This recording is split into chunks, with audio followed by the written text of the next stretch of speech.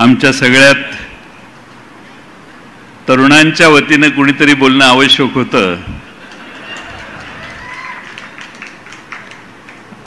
आपल्या सर्वांचे दैवस्थान आदरणीय पवार साहेब, अनिल बाबू, जितेंद्र आव्हाडजी, राजेश भैया टोपे, जयसिंगराव काका, फौजियाताई खान, अशोकराव पाटील, काँग्रेस पक्षाचे नेते, आमदार आपला माणूस सुनील भुसारा, रोहित पवार, संदीप क्षीरसागर, माणिकराव शिंदे, साहेबराव दरेकर, भाई गंगा भीषण थावरे, राधाभाऊ हुक्के पाटील, उषाताई दराडे, सय्यद सलीम, ज्यांचा आज आपल्या सर्वांच्या साक्षीनं प्रवेश या ठिकाणी झाला, ते परळीचे बबनराव गीते, शिवराज बांगर, माजलगावचे नगराध्यक्ष मंजूरभाई शेख, पृथ्वीराज साठे, मेहबूब शेख, सुनील गवाने, सक्षना सलगर, रविकांत वरपे, बापूसाहेब डोके, महेश तपासे, राम खाडे, बाबू जोगदंड, भावनाताई घाणेकर, आशाताई भिसे, सुधामती गुट्टे, नरेंद्र काळे, श्रीराम मुंडे. आपण आणखीन एक महत्त्वाचा जो प्रवेश केला त्या आमच्या अनेक वर्षाच्या सहकारी भगिनी सुशीलाताई मोराळे, बीड, जालना, छत्रपती संभाजीनगर येथील उपस्थित असणारे सर्व पदाधिकारी आणि फार मोठ्या संख्येनं 12 वाजल्यापासून या ठिकाणी पवार साहेबांचं मार्गदर्शन ऐकण्यासाठी थांबलेले आपण सर्व मान्यवर बीडचे नागरिक बंधू आणि भगिनींनो, पहिल्यांदा मी संदीप क्षीरसागरांचं अभिनंदन करेन की पवार साहेबांच्या या स्वाभिमान सभेची अतिशय उत्तम, तुम्हा सर्वांची काळजी घेऊन मंडप उभा करून तुम्हा सर्वांना या ठिकाणी निमंत्रित करण्याची भूमिका त्यांनी स्वीकारली. आणि संदीप क्षीरसागरांनी हो म्हटल्यावर परत मागे वळून बघितलं नाही. आजपर्यंत कधीही राष्ट्रवादीच्या कार्यालयात मुंबईला फोन केला नाही. स्वतःच्या ताकदीवर ही सभा आणि हा मंडप आणि ही सगळी व्यवस्था त्यांनी उभी केली. त्यांचं आणि त्यांच्या सर्व सहकाऱ्यांचं, मेहबूब शेख आणि त्यांच्या सर्व सहकाऱ्यांचं मी पहिल्यांदा अभिनंदन करेन. आपल्या सभेला मित्रांनो नाव आहे स्वाभिमान सभा, लढा विचारांचा, महाराष्ट्राच्या हिताचा. स्वाभिमानाची सुरुवात सगळ्या भारतामध्ये जेव्हा दिल्लीश्वरांचं राज्य या देशभर होतं त्यावेळी स्वाभिमान नावाची चीज सगळ्यांनीच गहाण ठेवलेली होती. या भारतवर्षात पहिल्यांदा स्वाभिमान जर कोणी या देशातल्या जनतेच्या मनात रोमारोमात उभा केला असेल तर तो तुमच्या आमच्या भारताच्या दैवस्थान छत्रपती शिवाजी महाराजांनी निर्माण केला. आपलं राज्य असलं पाहिजे, आपल्या विचाराचं राज्य असलं पाहिजे, ही भूमिका त्यांनी स्वीकारली. आणि स्वराज्य संस्थापक छत्रपती शिवाजी महाराज म्हणून आज त्यांचं आजही आपण स्मरण करतो. आणि त्यानंतर त्यांचे चिरंजीव स्वराज्य रक्षक छत्रपती संभाजी महाराज, या दोन महापुरुषांनी महाराष्ट्रालाच नाही तर जगाला दाखवून दिलं स्वाभिमान म्हणजे काय असतो. तह झाला, फितुरी झाली, मोठी आक्रमणं महाराष्ट्रावर झाली, पण छत्रपती शिवाजी महाराजांनी स्वराज्याचं स्वप्न शेवटपर्यंत मिटून दिलं नाही. हे माझं स्वप्न स्वराज्याचं कायम तेवत राहिलं पाहिजे, या भूमिकेतनंच आपले छत्रपती शिवाजी महाराज आयुष्यभर जगले. आपल्या वडिलांनी जे स्वराज्य निर्माण केलं, रक्ताचं पाणी करून त्यांनी हे स्वराज्य निर्माण केलं.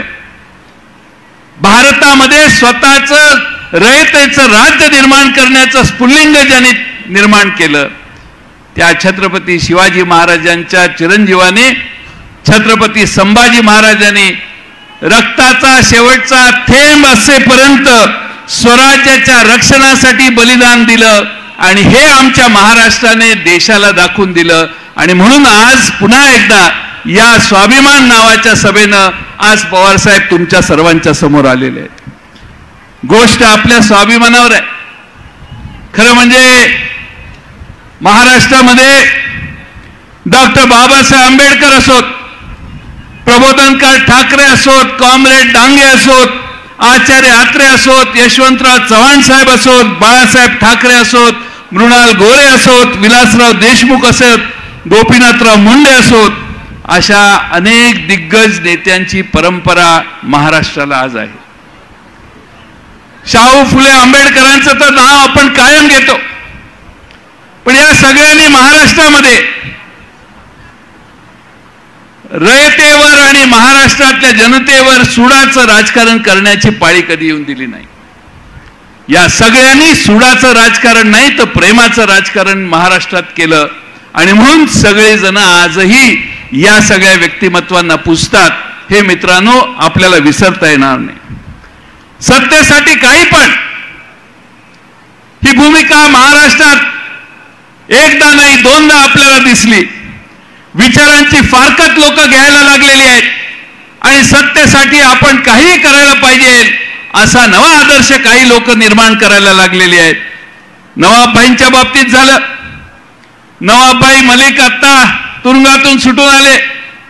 आम्ही सांगितलं आम्हाला राजकारणामुळे त्यांना अडचणीत आणायची आमची इच्छा नाहीये. त्यांना 2 महिन्यासाठी आरोग्याच्या कारणानं बेल मिळाला. त्यांनी त्या ठिकाणी विश्रांती घ्यावी, त्यांच्यावर योग्य ते आरोग्याचे उपचार व्हावे. आपल्या सर्वांच्या समोर दुसरं उदाहरण अनिल देशमुखांचं आहे. अनिल देशमुखांनी तर आपलं मनोगत या ठिकाणी व्यक्त केलेलं आहे. 14 महिने अनिल देशमुखांनी तुरुंगवास सोसला.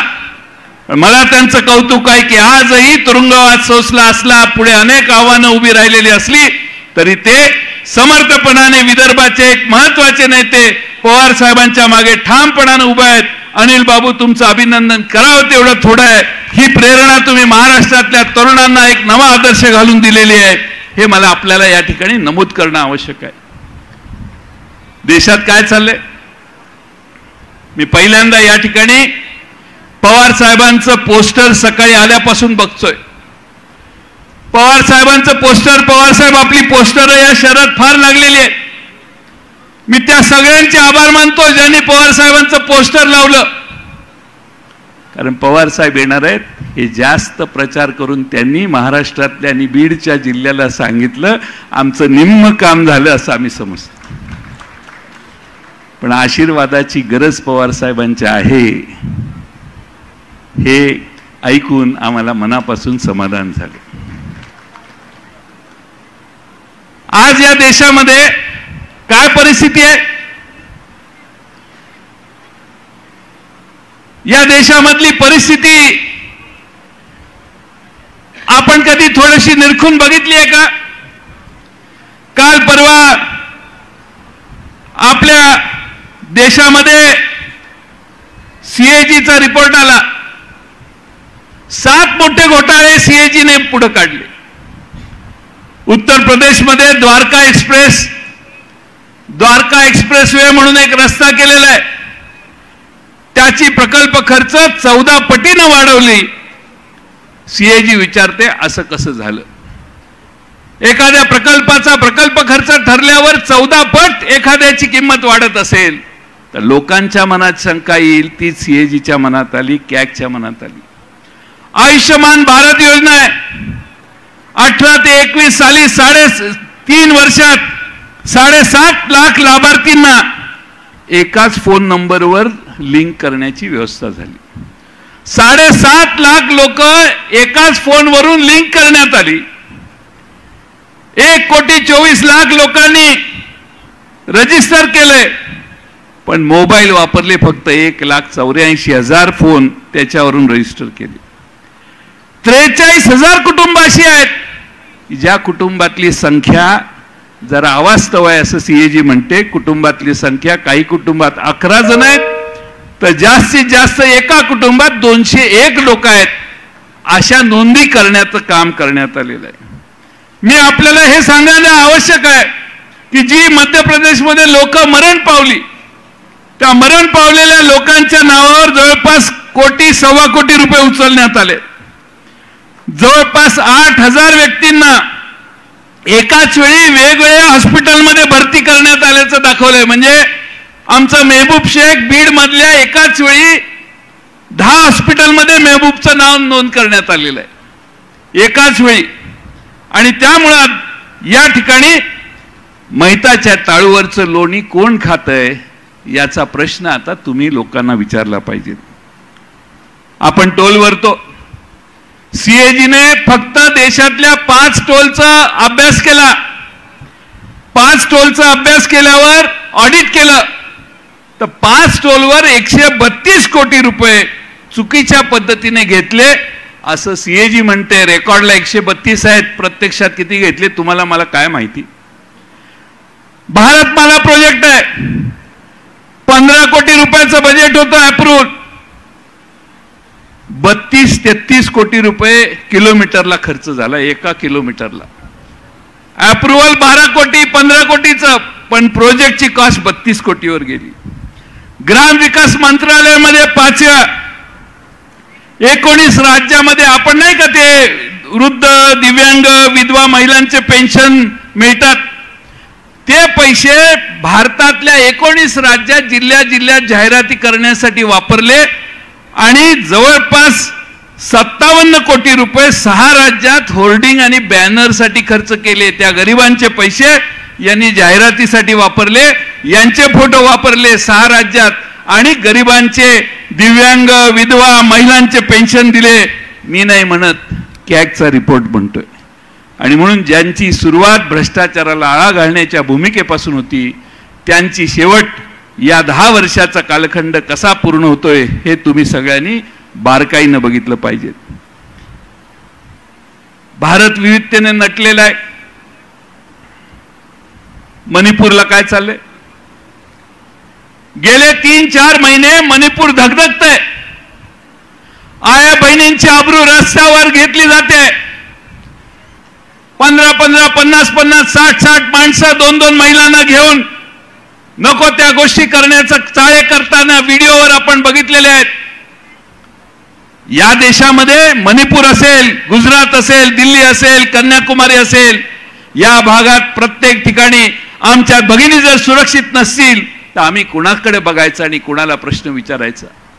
जे मणिपूरमध्ये व्हायला लागलं, भारतीय संस्कृतीची धिंडवडे काढण्याचं काम झालं, त्यानं भारतीयाची मान शर्मेनं खाली गेलेली आहे. आज या देशामध्ये एका राज्यात असं होतंय म्हटल्यावर जगाच्या पाठीवरची माणसं भारताला आफ्रिकेकडे बघतात, तसे बघतील का काय याची चिंता खरं म्हणजे राज्यकर्त्यांनी केली पाहिजे. तिथल्या मुख्यमंत्र्याचा आतापर्यंत राजीनामा घ्यायला पाहिजे होता. ते सरकार बरखास्त करायला पाहिजे होतं. तिथे आर्मी गेली असती तर 2 दिवसात सगळं थांबलं असतं.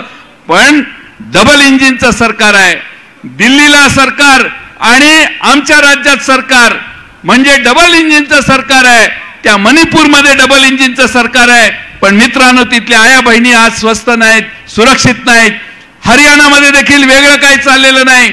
हरियाणामध्ये देखील डबल इंजिनचं सरकार आहे. पण जातीय दंगली त्या ठिकाणी देखील उफाळून यायला लागलेल्या आहेत.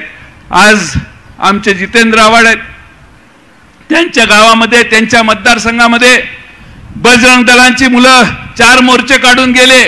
ढोल ताशे घेऊन 4 मशिदींच्या समोर ते वाजवण्याचं काम झालं. पोलिसांनी त्यांना परवानगी दिली नाही, काय नाही, कोणी कुणाला विचारत नाही. पण कोणत्याही परिस्थितीत जातीय तणाव निर्माण झाला पाहिजे ही भूमिका डबल इंजिनच्या राज्यात जास्त व्हायला लागली आहे. याची नोंद आपण सगळ्यांनी घेणं गरजेचं आहे असं मला वाटतं. खरं म्हणजे आपण महाराष्ट्रामध्ये अहमदनगर झालं, औरंगाबाद छत्रपती संभाजीनगर झालं, कोल्हापूर झालं, अमरावती झालं, या ठिकाणी हे सगळे प्रयोग करून झालेले आहेत. आणि हळूहळू जशी जशी यांच्या पायाखालची वाळू घसरायला लागेल तशी अशा पद्धतीनं वागणं आणि या महाराष्ट्रामध्ये जातीय तणाव निर्माण करण्याचं काम भविष्य काळात होऊ शकेल. आणि म्हणून आपण सगळ्यांनी सतर्क राहिलं पाहिजे. मी काय शेर शायरीतला माणूस नाही, पण एक चांगला शेर माझ्याकडे आलाय. नफरतों का असर देखो, नफरतों का असर देखो, जानवरों का बंटवारा हो गया, गाय हिंदू और बकरा मुसलमान हो गया, ये पेड़, ये पत्ते, ये शाखे भी परेशान हो जाए, ये पेड़ ये पत्ते ये शाखे भी परेशान हो जाए अगर परिंदे भी हिंदू और मुसलमान हो जाए। आज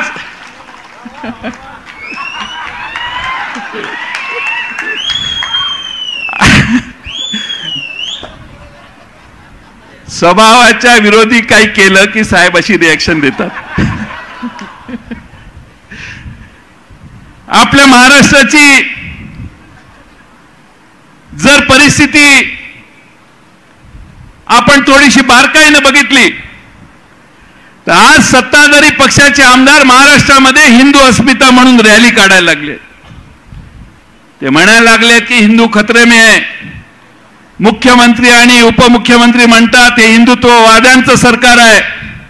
मग तथाकथित हिंदुत्ववाद्यांच्या सरकारामध्ये महाराष्ट्रातला हिंदू खतरेमध्ये कसा आहे हे जरा त्यांनी सांगितलं पाहिजे। आमचं सरकार होतं, हिंदू कधी खतरे में नव्हते। आमच्या सरकारमध्ये हिंदूंनी कधी मोर्चे सुनील भुसारा काढले होते काय?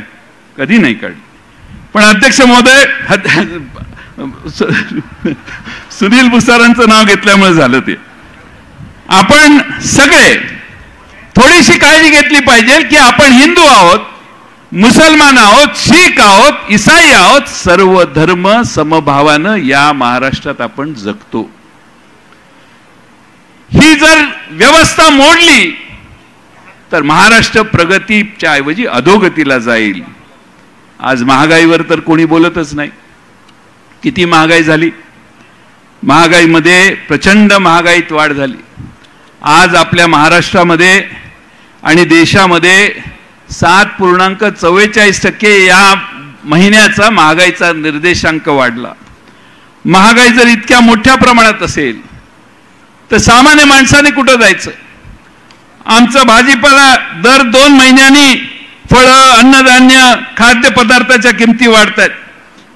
एखादी वस्तू या महिन्याला 100 रुपयाची असेल तर ती पुढच्या महिन्याला 107 रुपयाला होते, त्याच्या पुढच्या महिन्याला ती 115 रुपयाला होते। महागाई सततच वाढायला लागलेली आहे, पण याच्यावर चर्चा होत नाही। चर्चा वेगळ्याच प्रश्नावर होते। आणि म्हणून आपल्या सर्वांना शेतकऱ्यांच्या आत्महत्या थांबवण्यासाठी काय चाललंय महाराष्ट्रात? राज्यकर्ते त्यावर बोलत नाहीत। शेतमालाला भाव नाही। अनिल बाबूंनी मगाशी सांगितलं कापसाची परिस्थिती, सगळ्याच जवळपास पिकांची ती परिस्थिती आहे, महाराष्ट्रात चर्चा नाही। पाण्याची भीषण टंचाई काही भागात आहे, त्याच्यावर हे सरकार काही काम करत नाही। महागाईच्या बरोबर सफरचंद आणि टोमॅटोचे भाव आता जवळपास सारखे व्हायला लागले। गॅस सिलेंडरचे दर वाढले। आमच्या महाराष्ट्रातल्या भगिनी, देशातल्या भगिनी गॅस सिलेंडरचे दर वाढले म्हणून आंदोलन करून करून थकल्या, पण गॅस सिलेंडरचे दर कमी करण्याची बुद्धी केंद्र सरकारला अजून झालेली नाही। महिलांचे अत्याचार किती वाढले हे मी तुम्हाला सांगून वेळ तुमचा घेत नाही। आणि म्हणून सत्ताधारी मात्र या सगळ्या प्रश्नांच्या ऐवजी पक्ष फोडण्यामध्ये जास्त मशगूल आहेत। मेजॉरिटी आल्यानंतर देखील पक्ष फोडण्याचं काम होतं। लोक विचारतात हे कशासाठी? आणि म्हणून मी आज या स्वाभिमान यात्रेच्या निमित्तानं पक्षाचा अध्यक्ष म्हणून आदरणीय पवार साहेबांचं या ठिकाणी बीडमध्ये स्वागत आपण सर्वांनी जे केलेलं आहे त्याबद्दल तुम्हा सर्वांचं मी मनपूर्वक आभार मानेन। वेळ बराच झालेला आहे, 5:15 या ठिकाणाहून साहेब निघणार आहेत। आणि म्हणून माझी आपणा सर्वांना विनंती आहे की येणाऱ्या काळामध्ये आपण या 83 वर्षाच्या योद्ध्याच्या मागे ठामपणानं उभा राहिला पाहिजे। पवार साहेबांनी आयुष्यात अनेक लढाया केल्या। माणूस म्हातारा मनाने होतो, शरीराने होत नाही हे विसरू नका। ते आजही पवार साहेब आजही आम्हा सगळ्यांना लाजवतील एवढ्या उत्साहानं आज लोकांना भेटतायत। काल औरंगाबाद मध्ये दिवसभर रीग लागलेली होती त्यांना लोकांना भेटायची। आणि म्हणून आज सगळ्या महाराष्ट्राला आणि देशाला माहिती आहे की या देशातली परिस्थिती बदलू शकणारा एकमेव नेता भारतात जर कोण असेल तर तो आदरणीय शरद पवार साहेब आहेत। आणि म्हणून शरद पवार साहेबांचं महत्व तुमच्या आमच्या सर्वांच्या दृष्टीने आहे। अनेक वावड्या उठवल्या जातात, पवार साहेबांच्या बद्दल बोललं जातं। मला सकाळी काही चॅनलवाल्यांनी विचारलं की पवार साहेब सगळ्यांना का भेटतात? मी म्हटलं ही महाराष्ट्राची संस्कृती आहे, येणाऱ्याला भेट मागणाऱ्याला भेटणं ही आमची संस्कृती आहे। यशवंतराव चव्हाण साहेबांनी देखील आम्हाला हेच शिकवलेलं आहे. पवार साहेबांनी देखील आमच्यावर हेच संस्कार घालून दिलेले आहेत. कुणी अगदी कट्टर दुश्मन जरी आला तरी पवार साहेब कधी त्याला घालवून देत नाहीत. त्याचं म्हणणं शांतपणाने ऐकतात, पण करायचं ते करतातच. त्यांची भूमिका कधी बदलत नाही. आणि म्हणून मी आपल्या सर्वांचे आभार मानेन. हा पवार साहेबांचा स्वाभिमान सभाची हा जो प्रवास आज सुरू झालेला आहे त्यात आपल्या सर्वांचा आशीर्वाद असावा. तुम्ही सर्वजण, मला माहिती आहे आम्ही व्यवस्था करू शकलो नाही सगळ्यांची. सगळ्यांना इथं जिल्ह्यातनं आणायची पूर्ण व्यवस्था केली असती तर याच्या 4 पट 5 पट सभा झाली असती. पण तुम्ही सगळ्यांनी स्वतःहून येऊन या ठिकाणी या गर्दीत आज या मांडवात मावत नाहीत. तिन्ही रस्त्याला माणसं आहेत, गर्दी करायला आहेत आणि प्रचंड मोठ्या संख्येनं आज गच्चीवर उभा राहून देखील माणसं पवार साहेबांचं दर्शन घेताना मी बीडमध्ये बघितली. तोच उत्साह महाराष्ट्रातल्या जनतेत निर्माण झालाय. त्याची सुरुवात संदीप क्षीरसागरांच्या नेतृत्वाखाली या शहरातून झाली. याबद्दल संदीप भाईंचं मी मनपूर्वक अभिनंदन करतो आणि माझे 2 शब्द पूर्ण करतो. धन्यवाद.